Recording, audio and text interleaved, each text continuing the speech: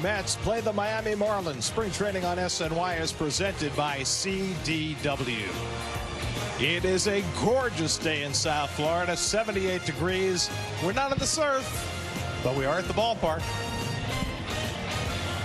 And a pleasant good afternoon, everybody, and welcome to Port St. Lucie. Gary Cohen, Ron Darling, and, well, we were down a left-hand hitter, so we reached out to Daniel Murphy, and here he is. Daniel, welcome. Thank you for having me, Gary. Ron, thank you guys so much. I really appreciate it. It should be great fun here. It's a beautiful day, like you said, and should be a whole bunch of fun watching some baseball. You know you're filling big shoes. I have to ask you, though, early in spring training, we're a month from opening day. How did you feel as a ball player this time of year? Yeah, I would say I was thinking about that. Early on, I wanted to make a ball club. So it was go out there and get ready, and then had the good fortune of kind of preparing for the season. So I would play little games offensively, and then the last kind of 30 at-bats or so, it seems similar to what Brandon does, Nimbo. Those are the ones I wanted to get serious about heading into the season.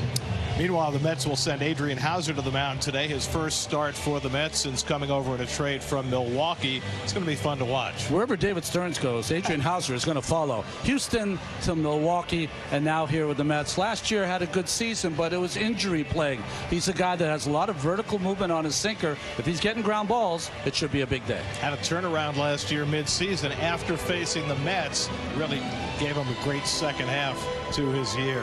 Adrian Houser and the Mets on a beautiful day in South Florida. Come on back. Mets baseball is next on SNY. New York Mets baseball on SNY is brought to you by Nissan. At Nissan, they make cars that thrill. Experience the thrill for yourself today. Shop NissanUSA.com.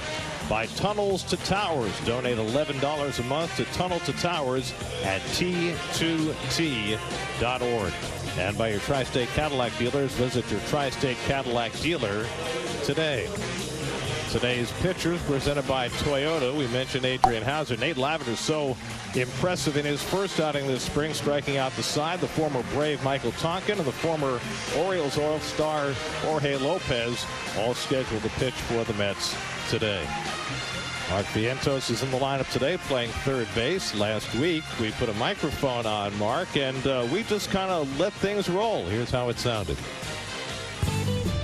I got it on. Hot mic on. What we got? Sticky's putting a show on today for his fam. Got the fam in town. So I have to swing. He says he puts on a show every day, though. Every day. Love you, family. Waving to them. Another day at the office. Beautiful day in Port St. Lucie, Florida. See what I can do. Nice and easy. That's one. Two. Oh, man. Pop up. Please. It's a good miss. Oh. One out. Sticky wig. Give the fans what they want. That's a double for you, triple for me. I think I'm top 5 now in the team. What about me? With speed. What about me? After losing a couple pounds? No, still. You're like top 10. We're the same. No, definitely not. Hot mic. I hear it. Just in case, because Stewie gets a little PG-13. Boy, Stu. I think that's it. Thank you, guys. I love you. Let's have a fun season. Let's go Mets. I love the sound of exertion on the swing. It was almost tennis player-ish. Yeah, the sound like that. He's talking to himself, too. Somebody, if I'm not mistaken, said same guy after one of his pop-ups in the background. A little mean-spirited, but... See, that's the little thing that we have you here for. Picking up on the nuances. Mets and Marlins. First pitch. So the first kudos of the day go to Edwin Moscoso, the home plate umpire. All the players were ready to go about 30 seconds ago, but he saw the clock had not yet turned to 1:10, which is the official first pitch time for this tilt, and he is holding the game for us. This is the longest minute I've ever seen before. It's been 109 for 4 minutes. Louis was sprinting up there at 107 trying to charge Adrian. And congratulations also to Russ Relkin, our stage manager, who goes down to the umpires every day, tells them the game's on TV, and says, please don't start it before 1:10. And Edwin took it seriously. Luis Arias fouled back the first pitch from Adrian Houser, and we're underway. Rise batting champ in the National League last year, batting champ in the American League the year before. Only DJ LeMahieu had pulled off that feat previously, winning batting championships in both leagues. Well, you see Hauser's numbers. He didn't start the season until May 7th. He had a groin injury in spring training, and then it was interrupted in August because of elbow problems. So trying to be healthy this year for Adrian Hauser. Hauser rarely strikes out. Quickly down in the count 0-2. Ronnie, Hauser was talking earlier this spring about a start that he made against the Mets in late June, when he came to the realization that he had to throw his sinker not just on the outer part of the plate, but inside as well. Yeah. Like that.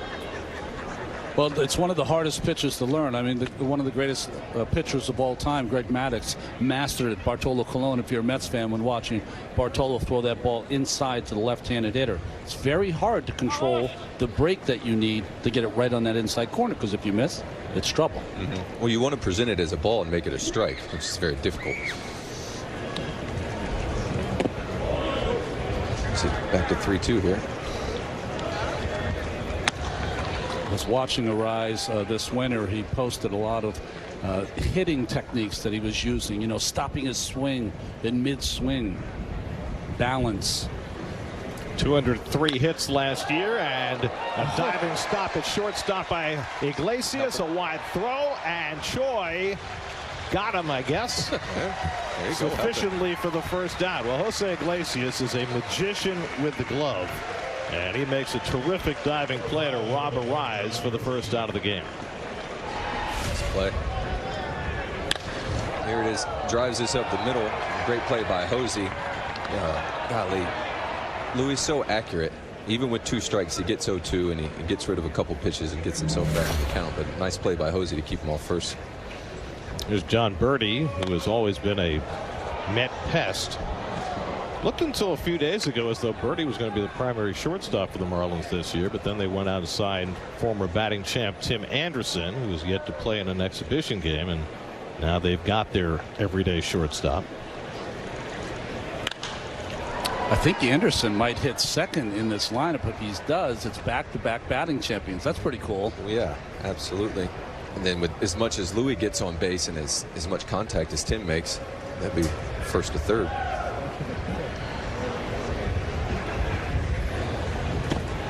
And Hauser buries the slider away, and it's 1-2. There's the Marlins starting lineup presented by Catholic Health, a representative sample with Arise and Chisholm and Garcia and Fortes all starting players for the Marlins.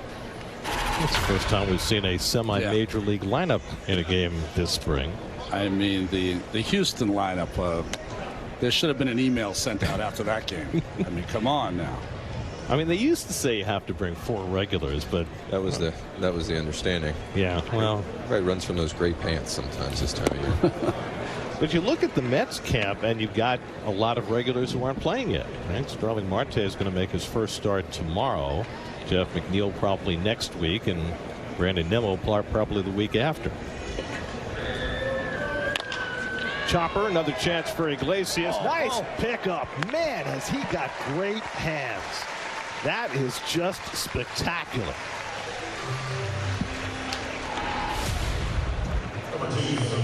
Well, we talked about it before. Adrian Hauser is doing his job if he's getting ground balls, and no better player to have at shortstop than Iglesias. Yeah, have him hit it to him. My goodness. The ball just disappears in his glove. I told this story the other day about watching Lindor and Iglesias next to each other taking ground balls last week. And the difference between the two, where Lindor is so fundamentally solid, you know, everything is 2 hands and perfect pickup and crow hop, and Iglesias just has those hands, which just presents him. They're different from anybody else. He's got good style to him. Like on that one, like if I try to do that with a ball, Tyrone in center field is going to come in here and throw it in. And just he's so secure even when it looks flashy, but it's not. Jazz Chisholm hitting 3rd in the order, and Hauser again ahead in the count 0-2. And he gets him looking with the sinker. There's that front door sinker he was talking about. And he gets Chisholm to finish off a 1-2-3 inning with help from Iglesias. Mets starting lineup presented by your local Honda dealers. Tyrone Taylor, who had a good day here on Sunday with a couple of hits and a great catch. He'll hit leadoff. Mark Vientos gets the start at third today. We've already seen Iglesias' stylings at shortstop as the Mets go up against A.J. Puck, who may be transitioning from the bullpen to a starting role this year. He had a solid season for them last year. 15 saves out of the bullpen in Oakland. Early in his career, he was a starter. So Alcantara out, Puck trying to be in. Tyrone Taylor takes a fastball for a strike. When the Marlins got Puck from Oakland last spring, they were trying to transition him back to starting. Started in college at Florida, started in the minor leagues, but then he had Tommy John surgery in 2018 and basically has been a reliever ever since. Skip Schumacher had a terrific first season as Marlins manager. Got them to the postseason and a full season for the first time in 20 years. It had been since 2003 when the Marlins won the World Series until last season.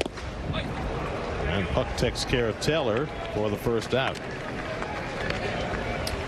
And defensively for the Marlins, again back to Jazz Chisholm. This will be his second year in center field. He's just trying really to stay on the field. Nick Fortes, the catcher last year, got some big hits against the Mets.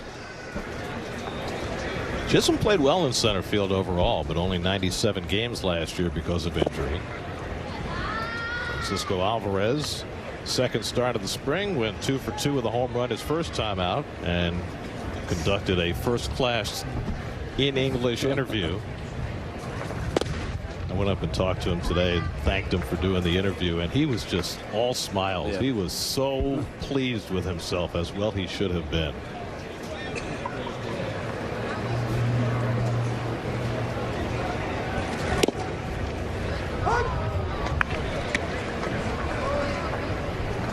When you look at Alvarez, Murph, what do you see? His bat looks big, so I've kind of started paying attention a little bit to that, and how big his weapon looks. And then now I'd like to see 3-1. He had a 2-0 count. He took the fastball, but I'd like to see him take a shot right here. And if he misses, I want to see him miss high and foul. There you go. So, yes, the other day we saw him hit a home run to right field. But you think when he's ahead in the count, he's better off trying to turn and burn? I think that if you get the proper pitch, yes, I think most of the damage you're going to get is the other way. It's not, or to the pull side. And so you can get one the other way. It's just if I get the let count in my favor, I'd rather just take my shot to the pull side. If I'm right-handed, play against the left fielder. G-Man Choi flies one out to left field. And you said you want to turn and burn on it and either hit it out of the ballpark or be foul. You don't want it settling into the left fielder's glove. Because then I get another bite at the apple. You know what I mean? I would try to be perfect and make it in play, but not every ball needs to be put in play, especially if I've leveraged the count in my favor. So if you get a 3-1 fastball on the outer third, you're going to lay off? I may shut it down if I don't think that I can do serious damage with it. Here's Mark Vientos. And I'd say if I roll, then I'm going to go. Like I'm just going to go as hard as I can. If I miss, I'd rather miss foul. Like try not to be. You don't have to be perfect. Just waffle it. So would you say that until you got to 2 strikes, you're basically looking to use half the field? I'd say I wanted to touch second base almost all the time before 2 strikes, depending on what the scoreboard said. And the easiest way for me to touch second base was to play against the right fielder and some of the center fielders, so like the right center field gap.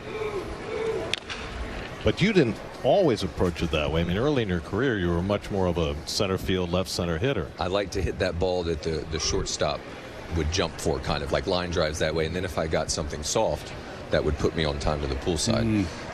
But then I just started kind of trying to pull everything. Worked out for you pretty well. Vientos gets one up in the air to right field, and Avi Garcia is there, and that puts an end to the inning. A walk and 1 left. After 1, Mets and Marlins, no score.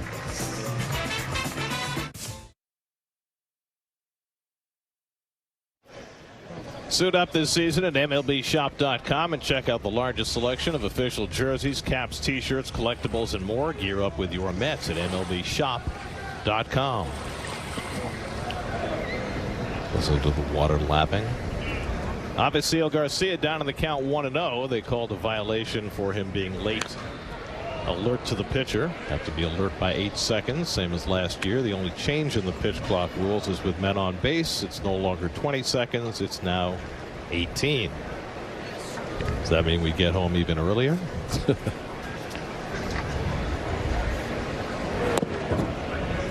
Slider off the plate, and it's 1-2.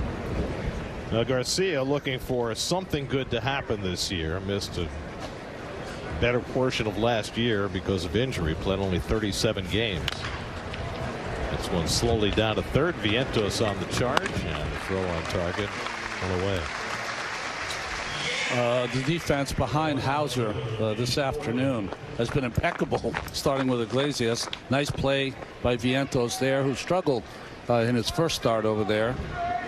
Nice to see Tyrone Taylor back out in center field, and of course Alvarez behind the plate. Ji-Man Choi, for a big fella, he's a good fielder at first. Here's Nick Gordon, son of Flash, brother of D, longtime Marlins mainstay.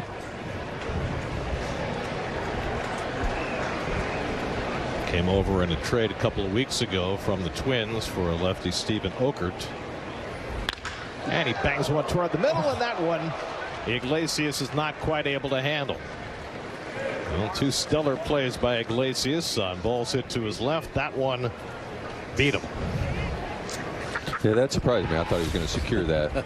Not that it isn't the most difficult play, but he just has made it look so easy so far. That's why we tracked exit velocity. That had a little more heat on it, and that's why he couldn't come up with it. So you're saying the expected batting average is a little bit higher? I mean, let's not go too far. I'm gonna see if I can track you on that. Here's Trey Mancini.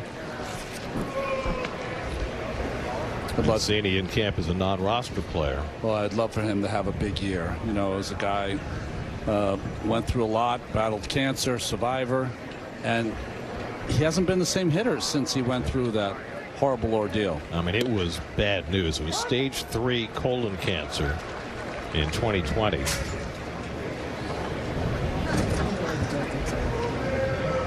Went to Houston, spent some time with the Cubs last year.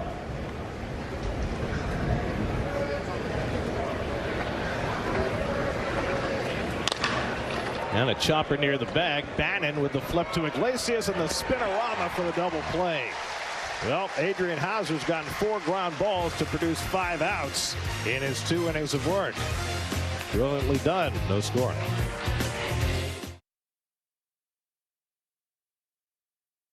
Just gonna have to wait. Some of the crowd gathered on a Tuesday afternoon in Port St. Lucie. Luke Voigt leads off the home second, and he was ready. It's a big hack. There you go. Get loose. You need one to get loose. That's what Willie Harris used to say. You need one to get loose. Well, Luke always keeps the top button of his uniform shirt unbuttoned, just to give him a little more freedom of movement.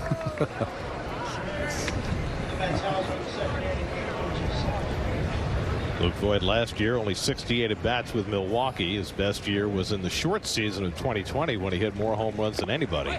And he goes down on the breaking ball from A.J. Puck, and that's Puck's second strikeout. Change of pace? Yeah, straight good change of up. pace right there. Golly, that was a real good one.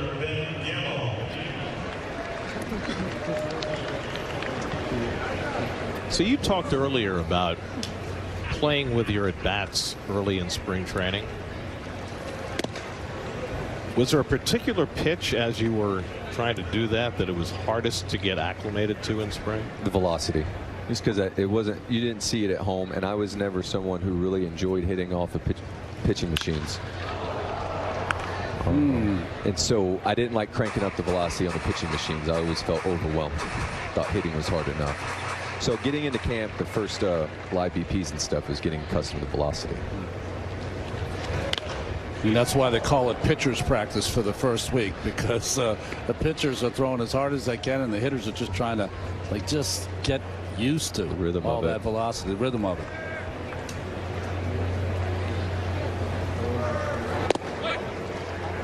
And Ben Gamble takes strike 3 call. So Buck has back-to-back strikeouts to start the second. That was a good curve on Ben right there. I think one of the biggest things that usually would help me with the pitchers facing him is when you guys would blow me up with a proper fastball close to me and got my thumbs and just kind of let me know, like, okay, got in there deep right there, but the hands can take it. Here's Jose Iglesias with 2 out. Now, you said you didn't like hitting off hitting machines, but have you seen the machines they have now where they can basically replicate the motion of real pitchers? And you have preferred to work on something like that compared to the Iron Mikes that you were facing? So I had the good fortune of facing one of those machines. I prefer the human being. Okay. But it just there's information you gather with the ball coming out of their hand and kind of that dance and the tempo of it that I struggled to replicate off the pitching machine. The Dodgers used to, in the day, have pitchers, batting practice pitchers, who could replicate the pitcher of that day. And whenever Sid Fernandez pitched against the Dodgers, they had this kind of portly dude who was a little short, and he grew a mustache so he would look like Sid. Yes, but could he pitch uphill? Iglesias to left center. Long run for Chisholm. He'll get there. And that retires the side. Puck sets the Mets down 1-2-3. No score after 2.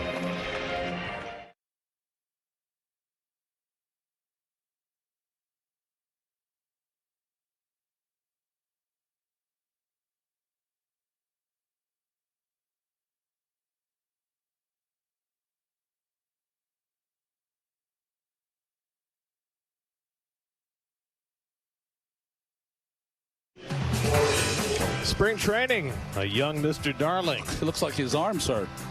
I mean, come on. Looked like he had the good mullet going there. Would you throw 220 innings that year? Mike Piazza on photo day. Oh, great man. Future mayor, governor, senator, whatever he wants. Curtis Granderson, the Grandy man can. And there he is. Murph working on his first base toss. Just get it out of my hands. Somebody else take it. Walk that ball over to first. Please tackle it and give it to someone else. Jorge Lopez comes on to pitch for the Mets as we go to the third. Tristan Gray is the leadoff hitter for Miami.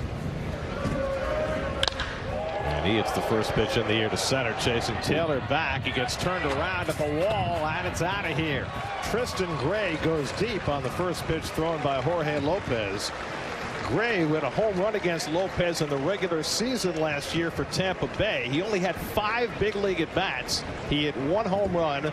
It was against Lopez, and he gets Lopez again in spring training. Lopez got a wry smile on his face. I think he knows what you're talking about. I mean, this, I guess, horses for courses, but just trying to get a little sinker, 2-seamer down in the strike zone, and boy, Gray was ready for it.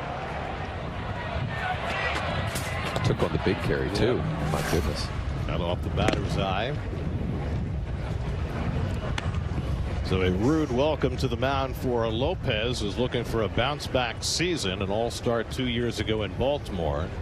He bounced among 3 different teams last year, including the Marlins, and did not have a good year. You see the numbers there. He was having a magical year a couple seasons ago in Baltimore, and then remarkably they traded him to Minnesota. Wound up last year back in Baltimore, and the Mets picked him up as a free agent. Oh, man. I think you could see right here for me, like that arm gets pretty straight, and then the back elbow is really relaxed, and then he gets a full turn on it right there. Full turn, big finish. It's funny you pointed out that back elbow. They get that tucked right up against their side, don't they? Daniel? Yeah, I like to think of it like a Mike Tyson kind of punch underneath. You know what I mean? Like if I come Uppercut. underneath from you, yeah.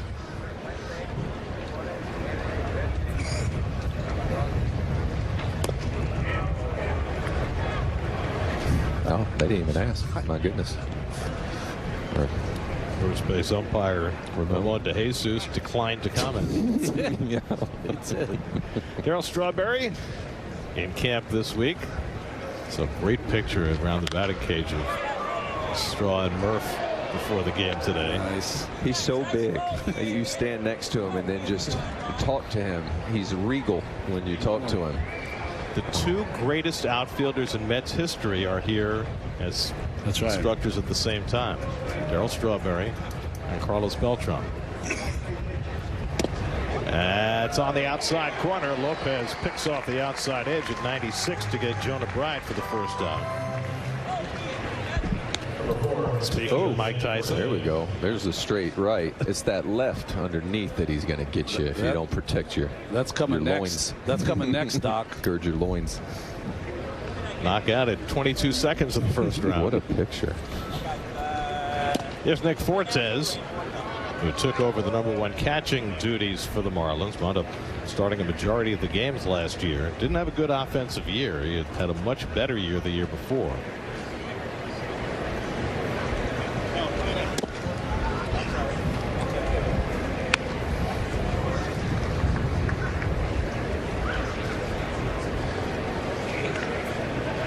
Talk about Jorge Lopez. Coaching staff says he has the most electric stuff of anybody in camp. But last year had trouble throwing strikes. And it was a difficult year for him off the field too. He has had to deal with stuff that nobody should ever have to. His son Michael, who's 11 now, has had a pair of chronic illnesses that have kept him in and out of hospitals for his entire life. And last year, I think it just got a little too overwhelming for Jorge. That's outside ball 4. Certainly to be expected. I did not know that. You know, with the previous strikeout and that pitch that just missed, I used to spend the entire spring training getting locked in where I could throw a ball down and away to a right-handed hitter. Just like you've heard, like Tiger Woods needs to make 30 3-footers in a row. I wanted to be able to throw that pitch 10 times in a row whenever I needed it. Rise slices one foul. Remember Dan Worthen, they used to say kind of in talks with Neese and the pitchers, and the last thing you kind of say is down and away safe. You know what I mean? There's a safe place down and away for you. Buck Showalter said it often last year. He said what made Curt Schilling as good as he was is that on 2-0 he could always dot the outside corner at the knees. Saberhagen used to do that as well. Get you back in the count. Rise robbed of a hit his first time up on a diving stop by Iglesias. He smacks one deep to right, and that one's going to be caught by Ramirez, and the runner at first, Fortes, is going to be doubled off. He thought off the crack of the bat that it was going to be a hit, or he thought there were two out. Either way, it's a double play. If he had dropped it, he would have been safe at third, I'm telling you. I've tried to put my invisibility cloak on as well. Sometimes it works, sometimes it doesn't.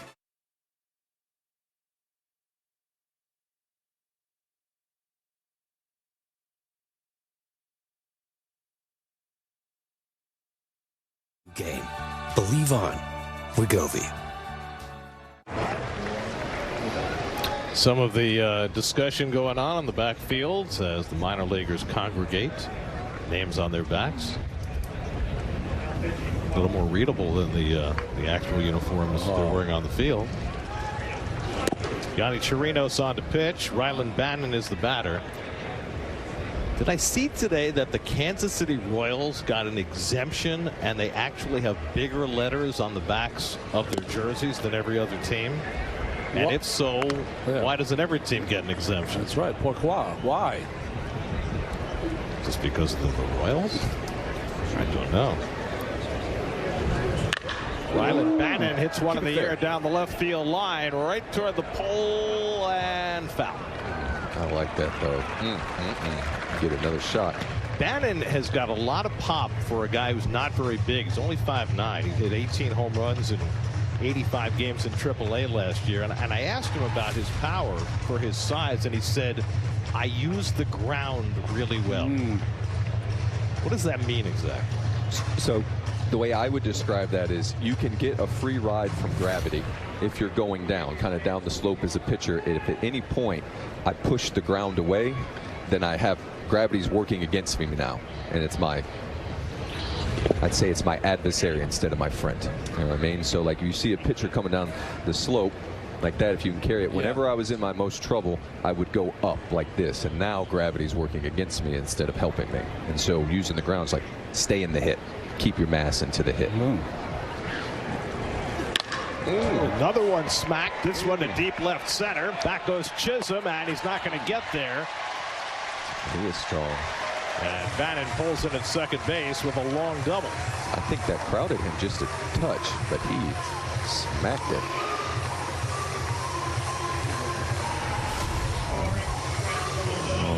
Yeah, didn't crowd him a ton, but man, that's a good swing. Full turn right there. You see how big the bat looks, kind of on that big full turn finish. But that's pretty good for not hitting it on the barrel. Yeah. See a little Dan Ugla in that swing from Mr. Bannon.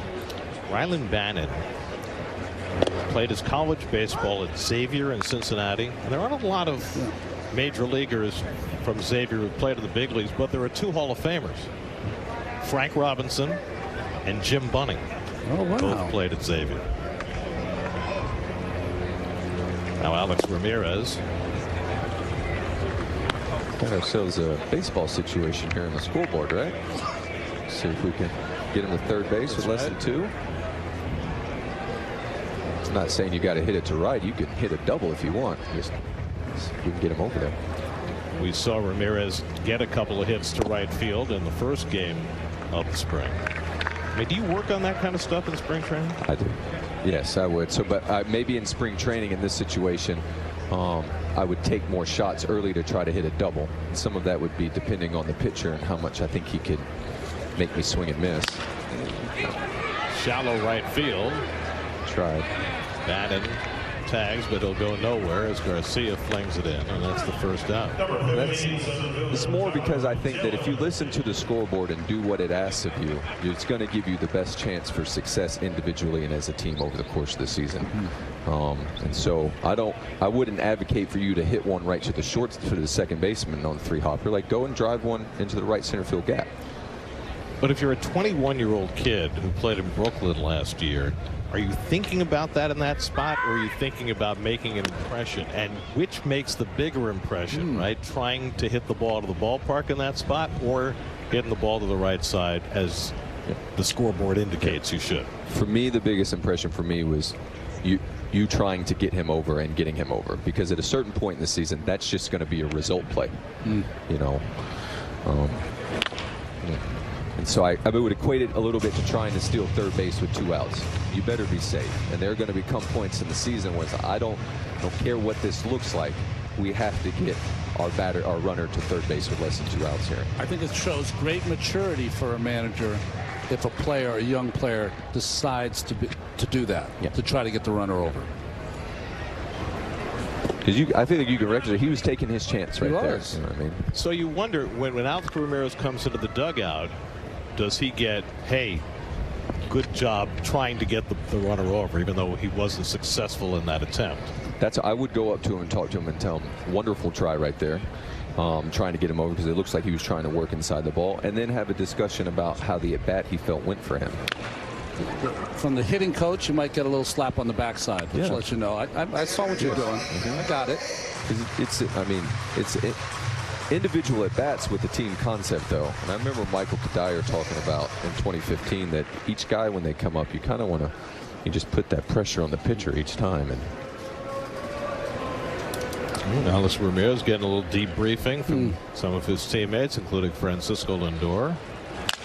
Up the middle for Tyrone Taylor. That'll sneak through for a base hit, and the Mets will tie up the game. Bannon comes in to score on Tyrone Taylor's broken bat single, and it's 1-1 in the third. 2-strike contact, make them touch it right here. Marlins couldn't keep it on the infield.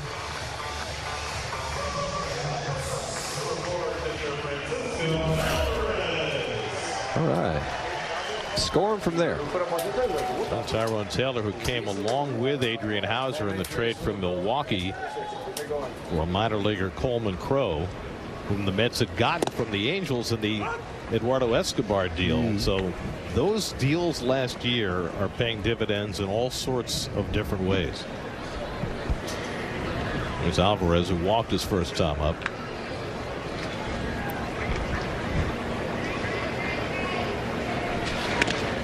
Taylor's an interesting player because he brings power, he brings speed, he brings athleticism, but another guy who sometimes has had trouble staying on the field.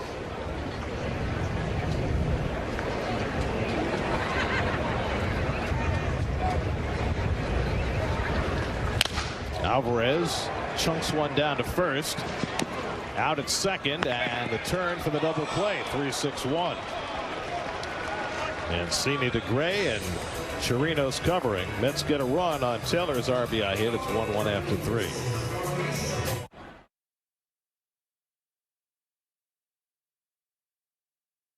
Be part of the excitement at Citi Field this season. Mets 2024 single game tickets are on sale now. Go to Mets.com/tickets today.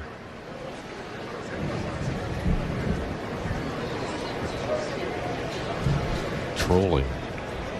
Just looking for food. Aren't we all? Michael Tonkin takes over the pitching for the Mets. You see 80 innings and only 45 appearances for Tonkin last year. He can get you multiple innings, multiple outs, throws a little across his body. Three-quarter action makes it a little more difficult on the right-handed hitter. Tonkin came up with the Twins in 2013. Played in 5 seasons for the Twins, and they didn't play again in the major leagues until last year, 7 years later. He went to Japan. He played a couple of years for the Long Island Ducks, with whom Murph has some familiarity. I spent some time with Wally Backman in Long Island. It's quite enjoyable. I'm forever grateful to the Long Island Ducks for letting me play for them. And the Braves picked up Tonkin. He was in AAA for them in 22, and last year emerged as an important piece of the Atlanta bullpen. And he gets a chase from John Birdie for a strike 3. So there's the first out of the 4th for Tonkin. Good swing. Felt like he went in real time. Oh, well, Lance thought he went. I think it's Lance Barksdale at first base. So, yeah. That's a spring training swing. We'll take it. Yeah, I think Birdie wasn't certain either. Chisholm takes a slider for a strike. Well, now, would that be a sweeper that Tonkin's trying to throw kind of right there? That's a good call. Yes, he is. Very effective. Do you differentiate as a hitter between a slider and a sweeper? I mean, does it make a difference to you? Yeah, I would. You see the different shape of it. And so I would say now, as I was playing this past year, I've kind of bucketed into straight and curve now. We were talking a little bit last night at Ron's house, and I was listening to Christy Mathewson, and he said that batters only recognize 2 types of pitch balls: curve and straight. And that was my experience. So you can curve it side to side or top to bottom. But what I started trying to do was, when I was playing in Long Island in Salt Lake, was just look for a straight one. I want a straight, fast one here. And then if I get the changeup there, that should just give me enough room to get my reward to the pool side. I don't have to see the changeup. That's just a bonus. So your first thing is the ground ball to right side for a single for Chisholm. Your thing is out of the hand. You want to see straight or spin? I was that, curve. Got it. Like, either straight or curve. Because so if you think about the slider that we would call the cement mixer. Yeah. The best one of those I've ever hit, I didn't identify slider. My eye saw straight. And then it has the spin built into it, and it puts me in the front of the contact window to get to the pool side. Yeah. So, it's a curve, his version, but it was straight by my perception. Yeah. And I got my reward for it. When you talk about a cement mixer, you're talking about a hanging breaking ball. Yes, just kind of that slider. Slicing in from right is Ramirez to make a nice running catch that retires Avi Garcia for the second out. But that slider that the pitcher's trying to get to your back foot, that he gets underneath and kind of sits there. You know what I mean? It's coming in straight, even though he's meant for it to curve underneath of you. It's begging you to hit it. Yeah, and to be honest, when I did identify that it was a slider, what would happen is I would crowd myself and get jammed as opposed to just taking my swing. Here's Nick Gordon, who gets jammed and takes a strike, 0-1. Gordon banged a base hit off Iglesias' glove in the second inning. By the way, that one that Gordon hit a .590 expected batting average. The one that Arise hit that Iglesias made the play on had a .540 expected batting average. So, but probably the best play that he made was the one on Birdie right, where he caught the in-between hop, but that only had a 140 expected batting average because it wasn't hit hard. Do you think there's a junior out there who's 11 years old playing in Little League and come back to the bench and say, hey, what was my expected batting average on that? Yes, there is. I think he'll become the next GM of whatever team has a job available.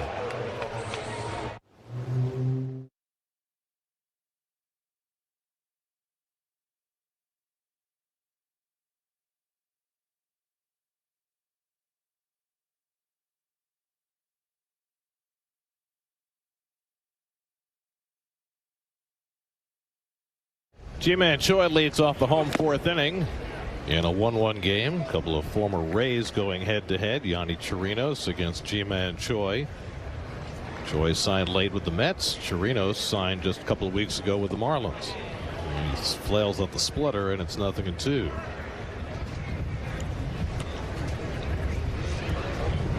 Choi flat out to left his first time up.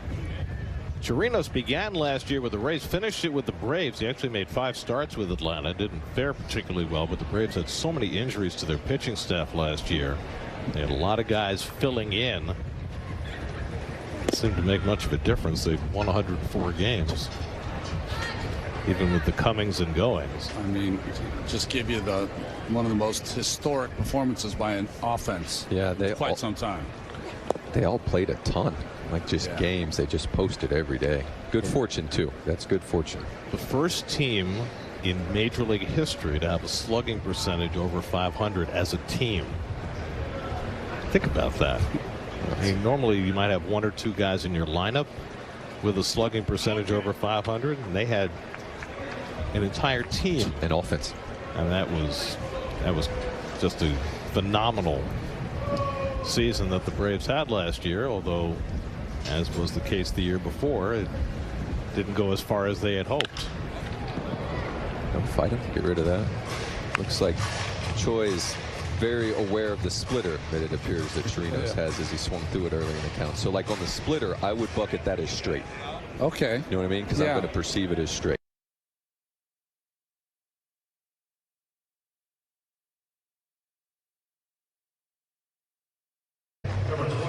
Well, it's almost the end of February, and there are still some free agents available around the majors presented by CDW.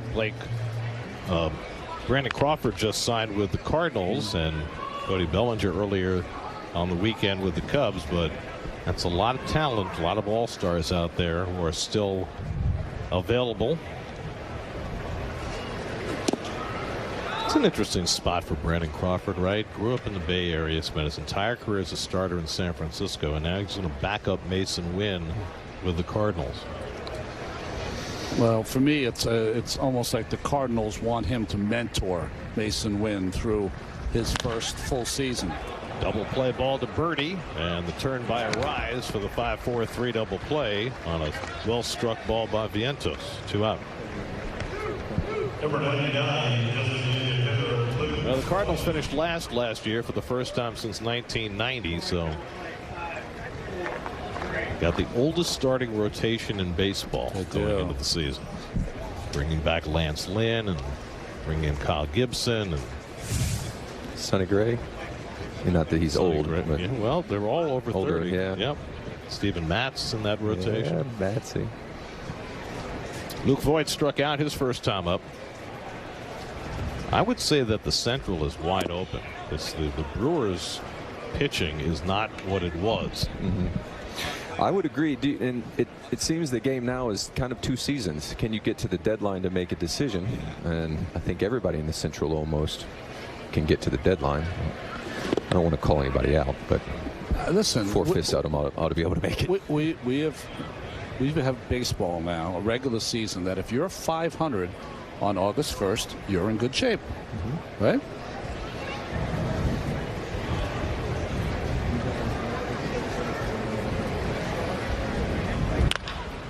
Boyd hits one on the ground, backing off his Birdie, and he makes the long throw on target to retire the side. We played 4 in Port St. Lucie. Mets and Marlins tied at 1.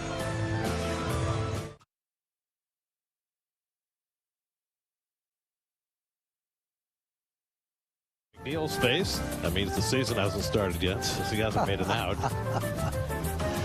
Sean Manaea, who is an enormous man, even bigger with his hair. Always great getting autographs in the spring. Yaxel Rios on the mound for the Mets, and it's yanked foul by Trey Mancini. So you often see players smiling during spring training. After all, it's warm, and you're with your buddies, and the games don't count yet. But there must be things that you love and don't love about spring training.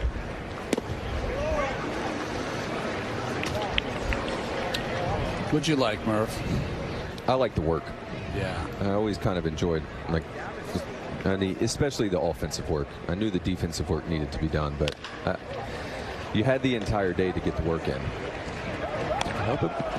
Another good play by Iglesias. Voigt's able to stay on the bag, and they get the out on Mancini. And then maybe I'd say one more as I'm thinking about it. It's the best chance the entire year to get to know the entire organization, kind of top to bottom. And so as I got later in my career, I would when I'd go down to the minor leagues and take at bats, like literally take at bats from them, you get a chance to meet everyone and meet the coaches. And well, some of these fellas are going to help you win ball games eventually, if not this year, next year. I said, Voigt, that was Choi at first base, going up and coming down just in time to beat Mancini.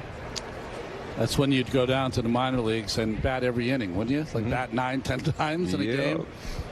Try to get them a spread afterwards, because I'm taking y'all's work and you want to get ready for a season. There's Tristan Gray, who homered on the first pitch he saw from Jorge Lopez in the third for the Marlins run. I love the work as well, and I love that it was done by 12, 1 o'clock. You know, you guys that then had to play, but you would get here 7:30, 8 o'clock, at whatever time you got here, and just nonstop sweat for 4 or 5 hours, and then done for the day. It's great. Yeah, it felt like you put in a shift. Yeah, like a full one. Yeah, there you go. So you spend 6 weeks in spring training, coming in at 6:30, 7 o'clock in the morning, being done by noon, or playing a day game. Choi with a nice pick on the short hop for the second out. And then season starts and you're playing all night games. How does that work exactly in terms of getting your body clock ready for the season? I would try and convince myself I would get up early like in camp, and that never lasted very long. But I think if you have the good fortune of playing some exhibition games, you might be able to get in a night game, maybe back to back there. But I think gradually as the season went on, I just wake up later. And so what started off as 6:30 in camp ends up being 10, and then whenever the kids came in to get you. Right. I mean, Keith talks all the time about he would sleep until the soap opera started. Right. 1 o'clock, watch the soap opera, take the 4 o'clock bus to the ballpark. Have some lunch. Does that anymore. Have some lunch. Jump on the in those days it was 4:30 bus. Late. Yes, I've slept till noon and 1. I've tried it all. It was more difficult as the children started coming. That's but right. and then also sometimes your body says it's time to sleep till noon, and just kind of listen to your body. Well, Gary, you said it. You said the 6 weeks of spring training. That's how I felt at the end of spring training. Like, enough. Gassed. To me, I needed a month to be ready. That was it, not 6 weeks. 4-pitch walk to Jonah Bride. Well, it looks like he probably had an entertaining night last night. Went for a little run this morning. Lost a shoe along the way. The shoe serving as the pillow as he catches some rays. I mean, that happy hour at Duffy's. You got to watch yourself. He went for the order of the 25 wings. Did the caddy from Happy Gilmore have one shoe on when he was reading Happy's putt one time? I think. That's right. That's right. Nick Fortes drew a walk his first time up, and then Yaxel Rios gets it over for a strike. You know, it's interesting though. You know, the players really have made this into a 12-month kind of deal, maybe 11-month kind of deal. But when the season was done, I was told by health and medical people, don't touch a ball until January 1st. And I wouldn't touch one. I would start to play catch. I had a buddy of mine, Tony Ferrara. He'd drive out in this little Honda, this orange Honda, and we'd go out to Shea Stadium and the bowels of the stadium and play catch every day. And I wouldn't start throwing up hill, and I wouldn't pitch, just playing catch on the slant on the hill in February, and then start pitching. And then would you have other ways to move? You know, would you like to? Oh yeah, no, just tennis or constant moving. Played a lot of tennis, played a lot of sports, did a lot of skating. I used to skate a lot in those days. I think as long as you're moving, you know what I mean, and then you touch the baseball a bit, but you keep moving. It's good to take a break. It seems like that, especially for hitters, that more and more of them are hitting all year round. And that probably wasn't the case 20 years ago. What were you like? How much work did you do getting ready for spring training? I like to hit, so I would earlier in my career would hit almost the whole way through, maybe take 3 or 4 weeks off. And then gradually that would get a little bit later. But then I also think of like Babe Ruth and those guys, they went and barnstorm at the end of their season west of St. Louis. So all they did was go and get more at bats. And well, I think those boys could play. So it's individualized, but I think it's beneficial to keep swinging. Who wants it? Right below Ronnie. Right in here. I guess I would maybe say it this way. If you're enjoying what you're doing, if it feels like play, it feels voluntary, then do it. If it feels too much like work, there's a place for work, but you know, in the off season, enjoy your play. 3-2 coming to Fortes. And look at another. It really is just a whole mindset thing. I mean, you really felt, it's probably wrong, but you really felt many moons ago you had so many pellets in your arm, and you did not want to waste them in January and February or even March. You were also throwing 250 innings a year in those days. Yeah. Well said.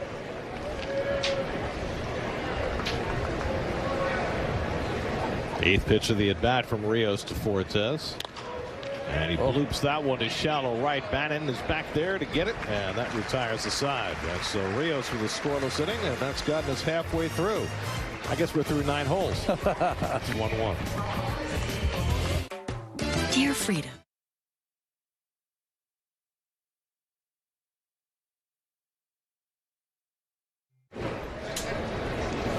We go to the bottom of the 5th inning at Clover Park in Port St. Lucie. Mets and Marlins 1-1. Ben Gamel leads off against Josh Simpson. And permit me a little bit of personal alma mater pride. Josh Simpson from Columbia University. Very nice. Last Columbia pitcher to pitch in the major leagues was Frank Seminara, who had a stint as a Met in the early 90s. I guess the last Columbia position player in the big leagues was Mike Baxter, although Baxter transferred to Vanderbilt before he finished his college career. Did Lou Gehrig go to Columbia? He certainly did. Eddie Collins, too. That's right, Eddie Collins. Yes. And World Series hero Gene Larkin. Inside to Gamel, 3-1. Got the base hit against Alejandro Pena. Ended the greatest Game 7 ever. Yes. Certainly the best pitcher's duel in Game 7. Gamel draws a walk. So Ben Gamel, who, like Daniel Murphy, grew up in Jacksonville. He's a 904 lad. I know Ben well. He represents Jacksonville very, very well. Good at bat right there. Mets have a couple of those. They've got Gamel and they've got DJ Stewart. Sean Reed Foley. He's from Sandalwood High School. To tell you about Sandalwood High School, I went to Inglewood High School. That's how close we were to each other. About 5 miles from where I went to school. A lot of changes for the Marlins. We'll pick them up in just a moment.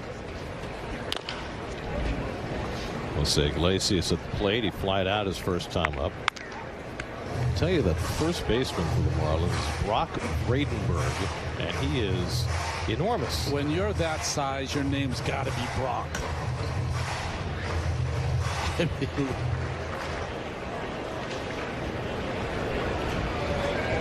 Either that or Rock. Yeah. Bradenberg is 6'7", 230 pounds, according to his bio. That's it sharply to third. Another double play ball. The turn by the Marlins for the 5-4-3 double play. Third one they've turned in the last 3 innings. Well struck by Hosey, and just a little lower than he would want, or you could say bad placement, but just a little bit lower on the trajectory than he wanted. Would have liked to see him miss the third baseman right there and hit it in the corner. But it's Jacob Berry making the play at third. Jacob Amaya making the turn at second. Jose Devers, it's Rafael's younger brother, right? Yep. Playing shortstop. Troy Johnston is in left field. Jonathan Davis, the former Blue Jay, is in center. Rylan Bannon up for the second time at a long double to the warning track in left center his first time up, and he takes the curveball for a strike from Simpson. So like right here in this situation, I would really be paying attention to this at bat from the bench, because he has the platoon advantage, because this might be a situation you would see him in the year if you called him up for however long you might need him. Bannon is most comfortable playing third base. He's playing second base today. As opposed to Ben Gamel's had to face Puck. Yeah, my boy Simpson. keeps getting 2 hooks, man. Yuck. He got himself in a positive count now. Ooh. It's interesting that the Mets have about 4 or 5 players that are built very similar. You know, 5'8", 200 pounds, strong, big legs. Drew Gilbert and Jed Williams, and Bannon takes ball 4. It's the second walk of the inning for Simpson. It's an interesting meeting to call right there. Ron, what would you what would you think about that right there after a double play and you walk to somebody on 5 pitches? Would you expect to see the catcher coming out? No, you wouldn't expect to see the catcher. I guess it depends on what point you are in your career. But you know, this might be a catcher that's caught him before maybe and knows him a little better. Sees the thing. You see Bradenberg and Bannon side by side. Kind of a Judge Altuve meeting of the minds.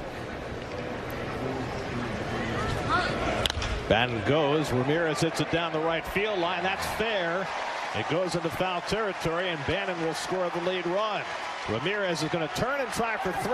It got away from the relay man. He would have made it, but he had already slammed on the brakes. Alex Ramirez with a 2-out RBI double going the other way, and the Mets lead 2-1. Yeah, good baseball right there. Misses the first baseman and gets it down in the corner, and Rylan was on the move right there, so he scores. Yeah, he scores pretty easy. Here he goes. There you go. Keep rolling. You feel it right here that they're going to say, oh, he takes a peek too. Jason Bay used to be the best at that. He would be able to take a peek and see what was kind of going on behind him. I would just stick my head down and listen to the coach. I always found, because I used to have to pinch run in those days with the Mets, I always found the crowd kind of gives you, you know, a clue as to what's going on. It's worth noting that the Mets have a new third base coach this year, Mike Sarbaugh. After Joey Cora had that job the last couple of years, Joey's now in Detroit. Sarbaugh, longtime coach with the Guardians, and a lot of experience as a third base coach. He was the infield coach for Cleveland when Francisco Lindor got to the big leagues. Tyrone Taylor had an RBI hit his first time. Ramirez was going the wrong way, but Arias was not quite at the bag. There is the new staff. John Gibbons, the former Toronto manager, is the bench coach. Eric Chavez back where he belongs as the hitting coach in tandem with Jeremy Barnes. Jeremy Hefner, a mainstay. Antoine Richardson, new to the Mets, coaching at first this year. Sarbo at third. Jose Rosado in the bullpen, and Glenn Sherlock still there as the catching instructor. I played with Antoine in Hawaii in 2007. We were on the same team. Wow. He was a great teammate. I very much enjoyed playing with him. Taylor carves one out to right, and Garcia's there to grab it. That retires the side, but Alex Ramirez's RBI double puts the Mets in front 2-1 after 5.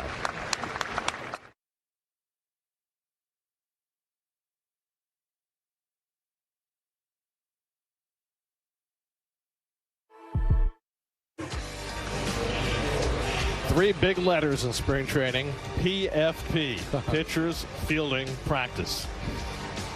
I mean, over and over and over again. This is the little bunt play that you want to make. Nobody bunts anymore. My favorite part of pitchers fielding practice in spring training is there's always one coach. Every time that they pantomime hitting a ball to the right side, he yells, "Get over there! Get over there!" That's right. There's always a "Get over there," coach. They listen. The players don't like it. The coaches hate it worse. They really do. Dave Duncan, who was my pitching coach in Oakland, he'd have to do it, and he hated it. So that when it would come to comebackers to the pitchers, he used to hit bullets that try to get your shins. It's a little mean spirit. Yeah. Nate Lavender on the pitch. He was inordinately impressive in his first outing of the spring, striking out the side, mostly throwing fastballs. There he tries the breaking ball and misses, and it's 2-1. Lavender is a fascinating piece for the Mets. If not at the start of this year, then somewhere along the way. It was he who said after his outing last Saturday, "I can throw a 92-mile-an-hour fastball without conviction and it gets hit hard. I can throw a 92-mile-an-hour fastball with conviction, and that's what happens." 4 batters, 4 strikeouts so far in spring training for Nate Lavender. Can you send a guy down if he strikes out every hitter he faces in spring? I don't think so. It makes you consider changing your mind. Not the first time, at least. Not the first wave. I like the games he plays with his windup. He said he didn't pattern himself after Nestor Cortez, but that he saw Cortez do it and he figured, well, it's okay to do it. There's a multitude of ways to try to disrupt the timing of a hitter, and you can do it with your windup. You can do it with the speed of your pitches or the shape of your pitches, and there's 2 outs right there. Jonathan Davis flies out to Taylor in center, and there are 2 outs. So somebody finally made contact against Lavender. Watch the leg really towards second base, and as we noted in his first appearance, really gets down that hill as far as anyone. You know, he's not. You usually see those guys that get down the hill like that. Jacob deGrom's, guys that are 6'4", 6'5", 6'6". He is not. No, more like Billy Wagner, Yeah. who's 5'9" and got way down the hill. This is Troy Johnston batting for the first time.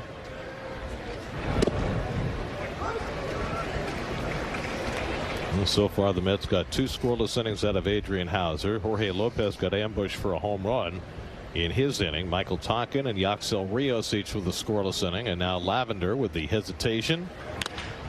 And a ground ball for Iglesias to handle. And another 1-2-3 inning for Nate Lavender. 6 up and 6 down to start his spring. Middle of the 6th in Port St. Lucie, 2-1 New York.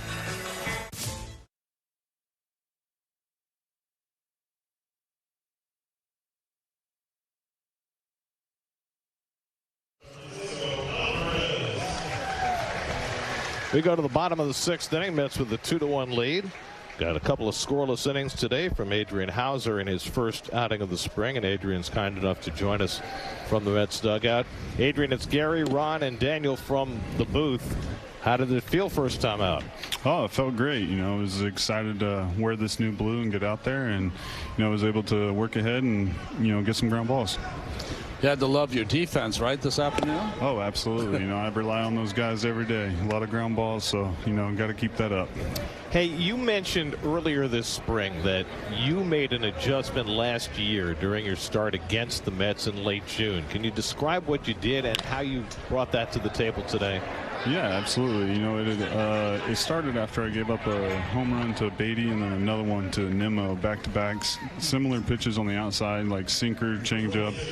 And so after that, we realized that lefties were just trying to box me into a corner down and away with me being a sinker baller. And so we kind of made an adjustment and started throwing a little bit backdoor sliders and then throwing a lot of front hip sinkers to lefties. And that really opened up the zone and was allowing me to get back to the sinker down and away. So it's got to give you a lot of satisfaction. On your first start of spring training, you threw that pitch to Jazz Chisholm to strike him out. Yeah, absolutely. That's what I'm looking for right there. The little confused look and them thinking that it's a 4-seam just going to ride all the way in, and it just at the last second comes back over the plate. Yeah, with the hey, Adrian, how are you? Way to throw the ball. Thank you. When you're trying to present the balls back to strikes, have you found that which one have you been more comfortable with, the comeback two-seamer or that backdoor kind of cut slider that you've been working on?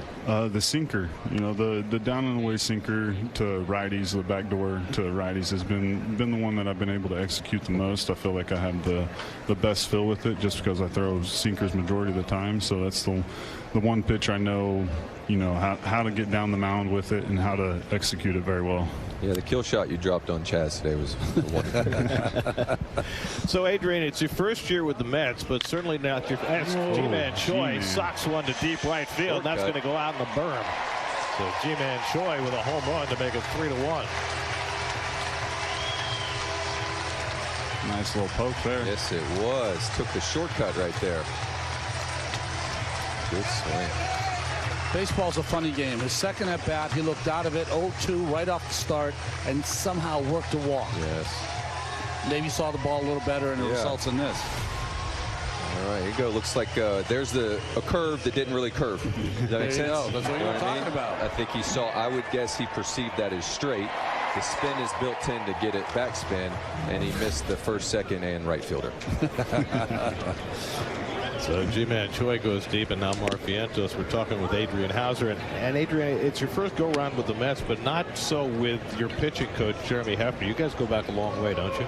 Yeah, I've known Hef since 2011, actually. The first off season after I got drafted, he was still playing ball, and I can't remember if he was still with the Mets at that time or if he was with the Cardinals, and we happened to be going to the same place with a bunch of guys from Oklahoma that were throwing bullpens and doing baseball workouts, and so I've known him for quite a while. Does that help you in terms of your relationship now as he gets up to speed and watching you pitch from day to day? Absolutely. I think the communication route's already there, built in, been able to, have a good friendship over the, last 10 years or so, whatever it is. And, I think just being able to talk to each other is going to go very well. And, I'm very excited to work with him. Adrian, you had a couple of injuries last season. What did you do in the offseason to ensure, hopefully, that doesn't happen this year? Worked heavily on mobility. Got with a guy back home named Dr. Peterson, and he really helped me out with doing a whole bunch of mobility work and really opened up my hips and ankles and just overall body, and was able to get flexibility and work on end-range strength. And hopefully that's what I needed to do and to stay healthy all season, and that's the main goal. How strange is it being in a different clubhouse this spring after spending the last several years with the Brewers? It's a little different. It's a little different for sure, but I'm excited. I'm looking forward to it. We got a great group of guys here in a great clubhouse, so we're loving the atmosphere so far. We got a good vibe, and I'm very excited for this season. It's going to be a lot of fun, and it's going to be a fun summer in New York. Adrian, it is your free agent year. Every player knows when it is his free agent year. Do you see it as pressure-packed or just a great opportunity? Great opportunity, especially being in New York.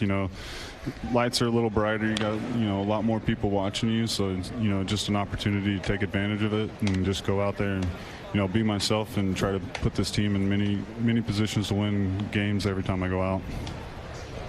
Last one for you, Adrian. First spring training in Florida, or not maybe first, but in comparison to when you were with the Brewers out in Arizona. How are you enjoying it in Florida here? It's been nice. It's been nice. I've been thinking it was going to be a little bit hotter, but it's been good. I didn't realize that Florida was quite as windy as Oklahoma, but if somebody would have told me that, I would have prepared a little bit more. But it's been great. The sunshine's been good. Been having some great days. Been able to get out with the family after games and after the end of the day, so it's been enjoying it a lot. Yeah, just wait till the humidity comes tomorrow. After that rain, after some rain. Adrian Hauser, thanks very much. No, thank you guys. 2 good innings for Hauser today and a 3-1 lead for the Mets after 6.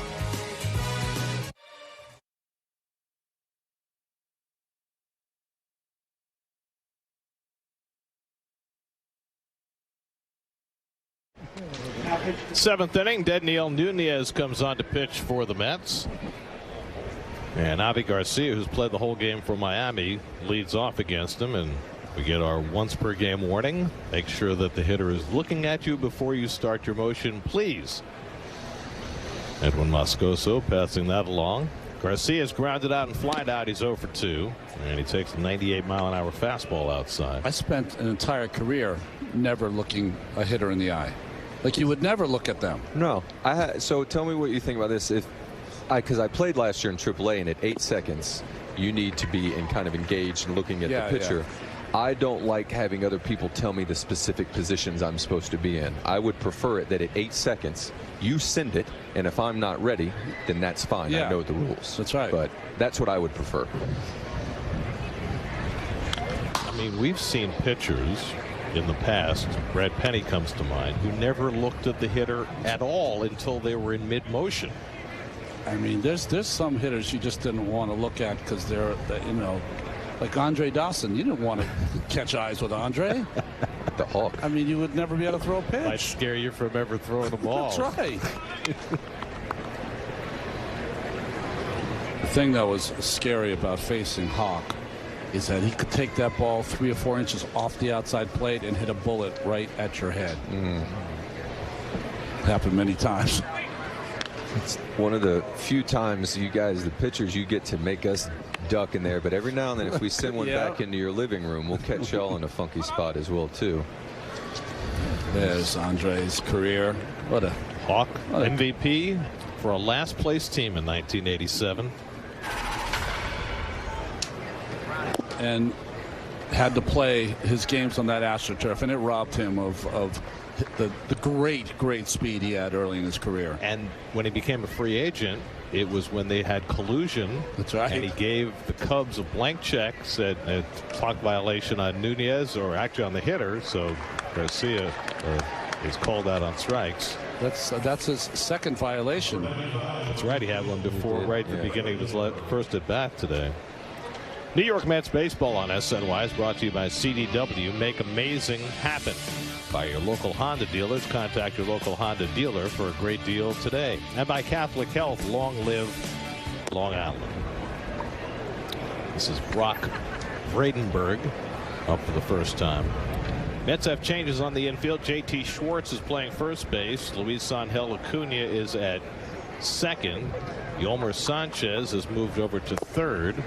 Drew Gilbert is now in center field. Taylor Colway is in right field, and Austin Allen is doing the catching. And now you're up to date.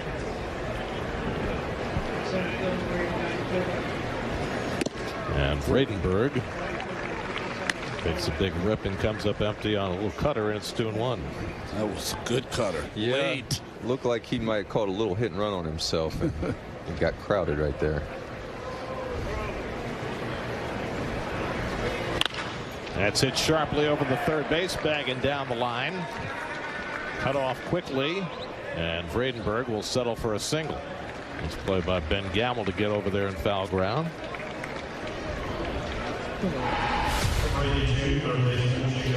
Well, inside out right here, gets beat to the spot in, and it's low, but if you're going to hit it low, the other way is best in my experience. If you pull it low, you're probably in trouble, but if you're going to hit it low, the other way is the best case to go.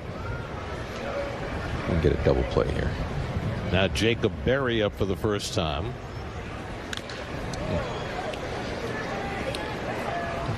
He throws hard. He does. Goodness. Like sometimes even from the booth you can notice a pitcher and say, I bet you his ball's a heavy ball. That's what it feels like up here to watch him. Nunez is 27 years old. He's been in the Mets farm system since 2017. And that one's hit sharply through the hole, and Berry's got a base hit. Vredenberg will pull on at second, so the Marlins with back-to-back hits with one out in the seventh.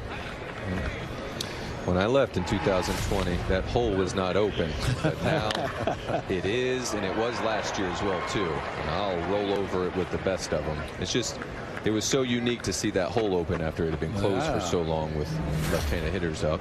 So Murph, as long as you bring it up, let's talk about your comeback last year. We actually found out about it before most people. We got a little inside intel from your buddy DJ Stewart, who told us in spring training that you had been around the batting cage and that maybe you were thinking about it, and then we heard subsequently that you were signing with the Ducks. What propelled you back in, and what finally caused you to decide that you'd had enough? Yeah, I'd say the easiest way to describe what propelled me back is I started just touching bats again, kind of the October of 2022, and I have a shot clock in my mind, and whether or not that shot clock works or not, it's mine, and it tells me whether or not I feel like I'm going to pick good balls to hit. I was choosing good balls in front toss batting practice, and then I got live at bats, and so I wanted to keep upping the intensity level on it, and the best way to do that would be try to find a job somewhere. All the affiliated teams believed me when I said I was done after 2020. And so Wally and the Long Island Ducks afforded me that opportunity to go and see. My shot clock says I'm choosing good balls. Let's see if I could do it in live game action. And then from there, you know, I got the job, fortunately, in Salt Lake City. But in my opinion, if you can't touch second base from home plate, it's a difficult offensive game for you. And so I was unable to hit doubles, and I'm not going to steal bases. So if I can't hit a double, I'm asking one of my teammates to hit a double, because you're trying to score a run with 1 or maybe 2 hits. And school started, and we have children at home, and I think my wife had been already stretched beyond her means. And at the same time, I couldn't tell her, sweetheart, just hold on for a bit longer. I think I might hit us into a pennant race or a postseason race. And so I went home. And the Salt Lake City, they were gracious the entire way. Was there ever a time when you were with Salt Lake, considering that the Angels had the struggles that they had, that you thought maybe they would give you a call and ask you to come up? When I first got to Salt Lake, I hit a home run early and was swinging the bat pretty well and driving it. But at that point, I couldn't get to second base, and I'd get good balls to hit, I'd get curves I could hit, and I just couldn't beat the infielders. I hit the balls to second base, and you know, nobody was out there. Ooh, hello. Nobody was out there wanting me to defend. They barely wanted me to defend when they thought I could hit, and so that's kind of how the summer went. I thought I had a chance there, that I might, because I do think that accuracy plays and is a little bit more valuable the deeper into the season you get if you're in a pennant race. Yeah, and if the Angels had been a better ball club, they might have needed you for that at bat off the bench, as opposed to a team kind of playing the string out at the end of the year. Did you feel as though it gave you some closure? Yes. I already would say I already did have some closure. Strike 3 called. Good inning, get out of that right there. But it was fun to go and play, and I feel like I have 2 closures. Nice. Well, you almost became the first guy to play in an old-timers game and then play in a big league game after that. That would have been something.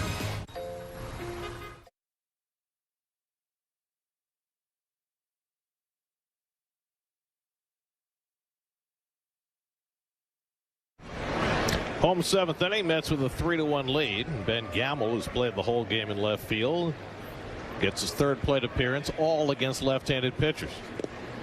I don't think that's the way they drew it up. That's not the way I draw it up when I wake up in the morning, I can assure you that. All right, fight him, Ben. Right here, fight him. Kent Emanuel is on the mound for the Marlins here in the bottom of the 7th.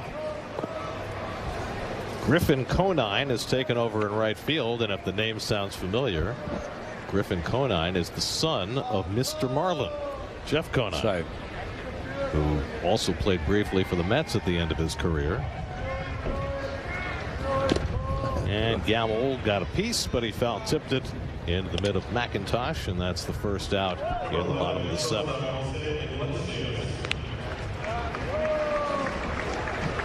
So 1 out now. Jose Iglesias played the whole game at shortstop, made some spectacular defensive plays, gone 0 for 2 at the plate.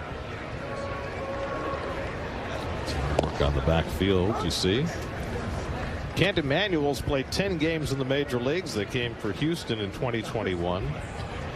Released by the Pirates last summer, signed by the Marlins this spring, as Iglesias takes a home run cut and comes up empty, and it's 0-2.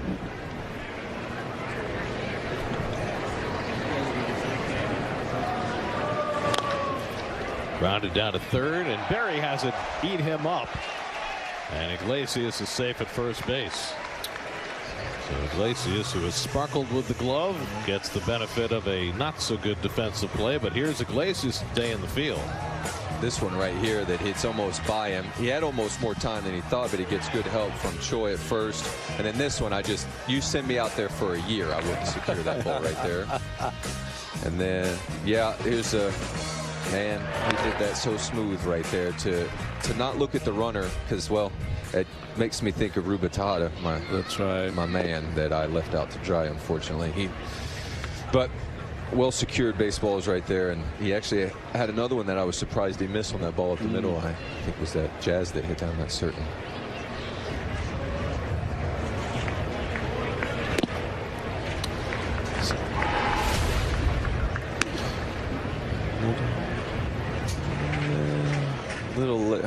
He kind of tried to run around that ball instead of just really fielding it in front of him and just making the throws.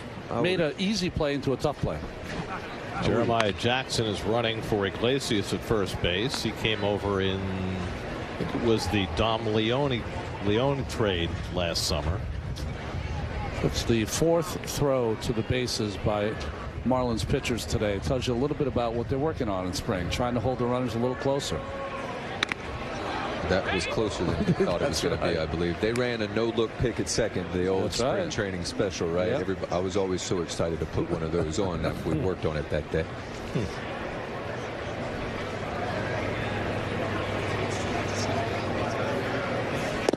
You know how you can tell Jeremiah Jackson can run? They gave him number 1. Oh, number 1 can always run. Yeah, let's turn him loose right here.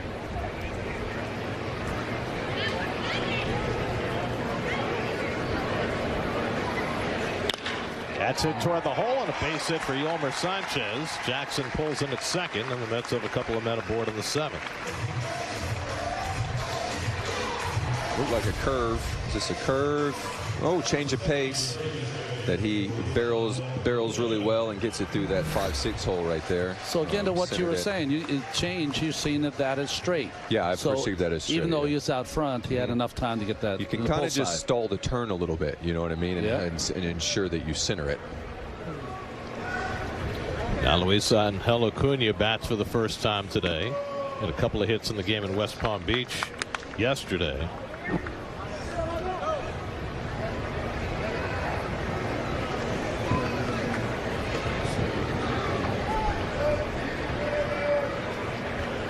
Acuna's played some shortstop. He's played some second base in the early spring.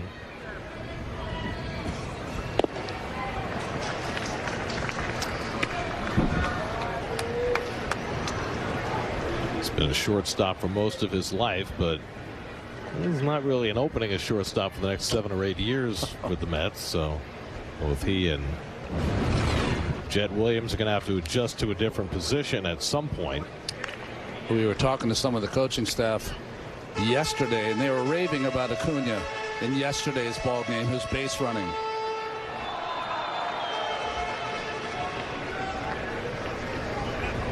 I like that chance he took right there. He fouled it off. He earned the right. He took a chance.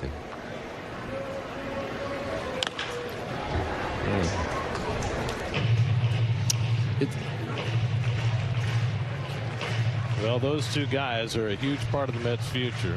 Acuna just 21 years old, Williams just 20. Both have been shortstops throughout their professional careers, and both of them will say the same thing. Just give me a chance. I don't care where you play. Jet's got to walk to him. Like he walked the other. He walked 100 times last year. I tell you what, as somebody who never walked, I really appreciate someone who does. And then he wasn't at first base for very long. No, he wasn't. You know, it's interesting watching Acuna now early, and he's so young, but he's got kind of happy feet in the box. You know, he doesn't really have that real balanced, rock solid. Which his brother does. Yeah. There's ball 4, and now the bases are loaded. So an error, a single, and a walk, and the Mets with a chance to expand on their 3-1 lead. And Drew Gilbert will bat for the first time in this game. Another one of the Mets' exciting young players. A little left right here. Tom McCraw, my first spring training in minor league camp, said in this situation, try and play catch with the center fielder. And first pitch curveball in for a strike.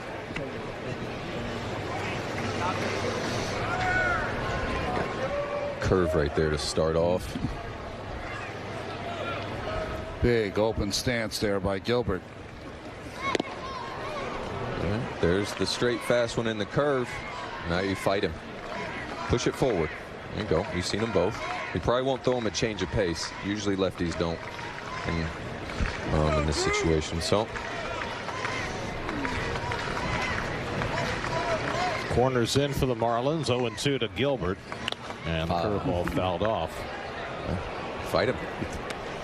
Make a good point there. Sometimes you're always trying to have perfect mechanics, take a good swing, do some damage. Sometimes it's just a street fight. Yeah, right? It's just a bare knuckle brawl. Yeah. And I got to get this thing pushing forward. I'd like to miss the infielders, get it over their head, but get it going. He can run, so stay out of the double play, hopefully. A lot of speed on the bases for the Mets, and he shoots one over the bag for a fair ball. That'll bring in Jackson. Sanchez right behind him. Drew Gilbert behind in the count, goes the other way and drives in a pair to make it 5-1 New York. That was beautiful. Beautiful accuracy on that one right there.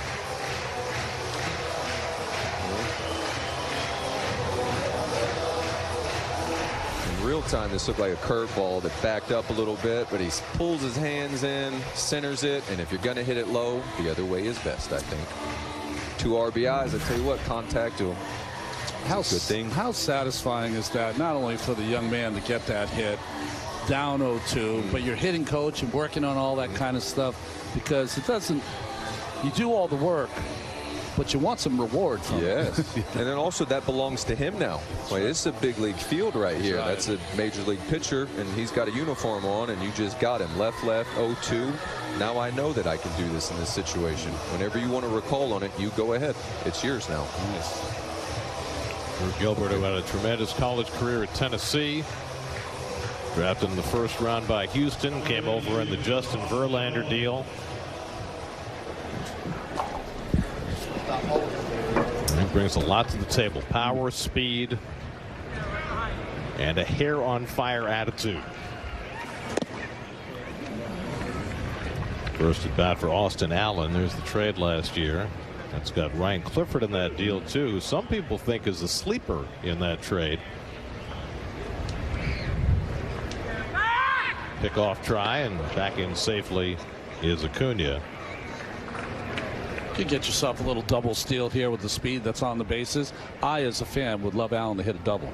Yes, because I want to see him score and run. Watch them both run. As someone who is slower, I like the backdoor stolen base, because that's how you get one in the column. There they go, and it's fouled off. So the double steal was on, but Allen fouled it off, and it's 1-1. Now, as a hitter in that situation, what are you thinking when you see those runners go? Me personally, in that situation, I think I wouldn't have swung in that situation. Give him a chance. If it's a double steal, you got second and third. That's pulled to right field, and that'll get at least one of them home. Acuna scores. Gilbert will go to third and stop there. It's an RBI single for Austin Allen, and the Mets have 3 runs home in the 7th at 6-1. Good piece of hitting on that curve. I would have taken it, but then also at the same time, since he got to take a swing, I think that helps him on the next ball that he swings at right here. So, you know, you got to give something up to get something. Curve up. Missed the first baseman. Marlins going to make a pitching change. I'll just ask you one more question about that. Does it matter whether it's a called double steal or whether it's the guys running on their own? So, in my experience, it was only never called. It was never called one. They were always doing it on their own. Change for the Marlins coming up. Mets have 3 runs home in the 7th at 6-1, and we'll be right back.